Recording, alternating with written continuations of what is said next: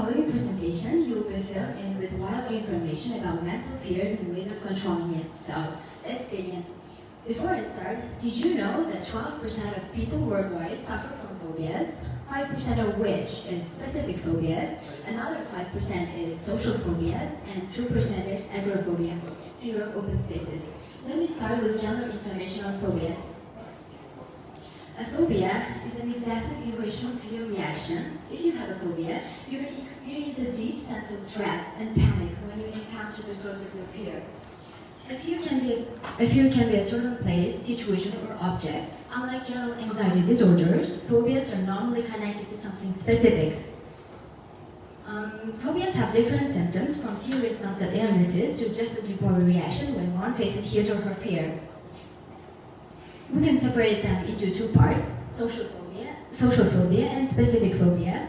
Social phobia, aka social anxiety disorder, is a long-term, overwhelming fear of social situations and or being judged by others. Someone with SAD or social phobia has struggles to talk and meet new people or to speak in public. Whenever they face this phobia, they blush, go red, sweat, and can be affected by lightheadedness and dizziness. Most of us know it. This isn't something new for us because we all have that one friend or person in our surroundings with social phobia. In this audience, Jasmine can be a clear example of this because she goes red whenever she draws attention to herself or speaks in public. She's even going red now. The other type of phobia is specific phobia that is characterized by an extreme, unreasonable fear associated with a specific object or situation. Specific phobias have different symptoms, and they lead to the avoidance of a particular object or place, and it can be any phobia, even the fear of hair. These phobias have huge impact on humans' lives, and I am no exception. I have a couple of phobias, such as hemophobia, fear of blood. I've been suffering from this bloody fear since I was a kid, and when I see real blood, my ears get clogged and I lose my consciousness.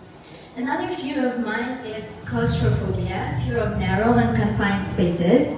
Such places scare the hell out of me, and I wouldn't like to be stuck in a lift. Nowadays, psychologists have found a way to treat phobias. They are mostly talking therapy sessions, and these sessions are coming in handy to most people who are incapable of controlling their fears.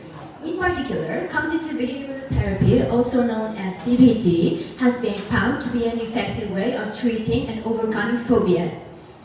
CBT is a type of counseling that can help you manage your problems and overcoming your fears by changing the way you think and behave. You are required to go to a therapist on your own, and your therapist does not make you forget about your phobia. Instead, they make you face it. For example, if you are afraid of snakes, you have to read more books and information about them and even spend time with them. Another example of this would be if you are afraid of water, your therapist makes you swim and take more shower. Next. Everybody here knows Stephen King, right? He's an American author born in 1940 in Portland, the USA, making his name in horror, supernatural, and science fiction genres. Most of his stories have been adapted into feature films, television series, and comic books. But from Can you give an example of his books or films? I've read one of his books called Werewolf Season. What about a movie? I haven't seen any of his movies. His stories have been adapted into feature films, television series, and comics books, but from an early age he had many phobias. He was afraid of darkness, rats, spiders, flying, death, and you name it. It was not an easy life for him because he has always imagined that there was something in his closet, in his room, and he developed a fear of death when he witnessed his friend being hit by a train.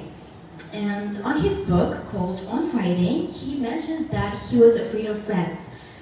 They scared hell out of him, but to overcome his phobia, he kept a rat as a pet and started writing more about it. To sum up, I would like to tell you one thing. No matter how scary your fear is, you have to be strong enough to overcome it, to conquer it. Don't let your fear stop you from things you want to do. That is all I prepared for today. huge thanks for consideration. I really appreciate it.